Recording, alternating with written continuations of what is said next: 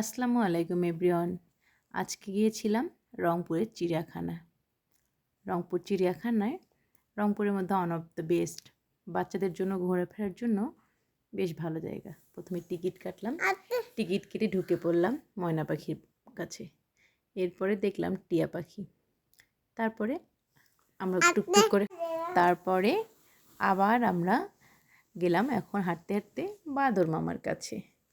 বাদর মামারা খুব লাপাছাপা করছিল, আর আমার মেয়ে তো এখান থেকে যেতেই চাচ্ছিল না। তার খুবই পছন্দ বানর দেখে, তার বান্দর মামার ছড়া মনে পড়ে গেল। তো এখানে বেশ কিছুক্ষণ ছিলাম, থেকে এই যে দুই বাদুরের খেলাও দেখছিলাম, একে অন্যের পিঠ চুলকে দিচ্ছে, খুব ইন্টারেস্টিং না? এরপর ওখান থেকে এসে ইমু পাখির কাছে চলে আসলাম। আমরা মা মেয়ে হাঁটছি, সুন্দর সুন্দর দৃশ্য দেখছি। আমার মেয়ে অনেক খুশি হয়েছে আজকে বের হয়ে, কত প্রাণী দেখলো। তারপরে আসলাম হরিণের কাছে। কত সুন্দর সুন্দর হরিণ, হরিণগুলো আসলে খুব মায়াবী, তাই না? আমার তো হরিণ খুব ভালো লাগে, প্রাণীদের মধ্যে আমার পছন্দের একটা প্রাণী। এরপর আসলাম গাধার কাছে। মানুষ বলে না গাধার মতো, আসলে গাধা গাধাই। যে গাধা আর কাক একসাথে খাচ্ছে, কি মজার না?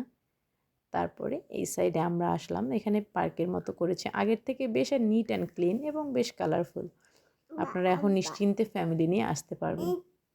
এই যে বাঘ মামা, এবার আসলাম বাঘ মামার কাছে। ওখানে কিছুক্ষণ থেকে এখানে আমার মেয়ের একটু ক্ষুধা লেগেছিল, ওকে একটু খাওয়ালাম। তারপরে পাশে আসলাম হনুমান। হনুমান দেখছি বেশ খাওয়া দাওয়া করছে, ব্যস্ত, তাই আর ডিস্টার্ব করলাম না। তারপরে আবার আর একটু আশপাশটা হাঁটলাম, হেঁটে আসলাম আবার পাখিদের রাজ্যে। এখানে অনেক পাখি, কি সুন্দর আমার মেয়ে হেঁটে হেঁটে দেখছিল, ও খুবই এনজয় করলো।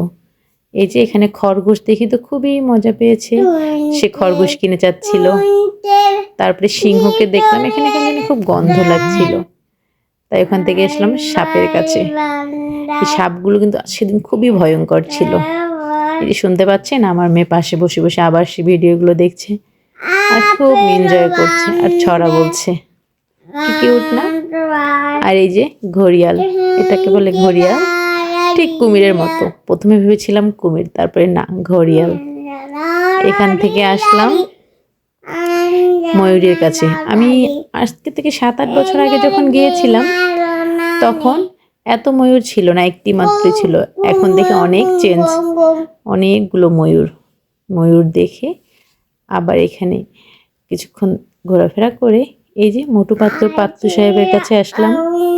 পাত্তু সাহেবকে কিছুক্ষণ দেখলাম, দেখে এখান থেকে হাঁটাহাঁটি করে আমরা শিশু পার্কের ভিতরে একটু দোলনায়, একটু রাইডসে উঠলাম। এখানে বাচ্চা, আমার মেয়ের সাথে আমিও বাচ্চা হয়ে গেলাম। তারপর একটা টয় ট্রেনে উঠলাম। এখানে কিছুক্ষণ ঘুরে ফাইনালি আমরা বাসার জন্য বের হব। তাই এখান থেকে ঘুরে শিশু পার্কটা থেকে বের হলাম। বের হয়ে এই যে আমরা চলে আসলাম। কেমন লাগলো?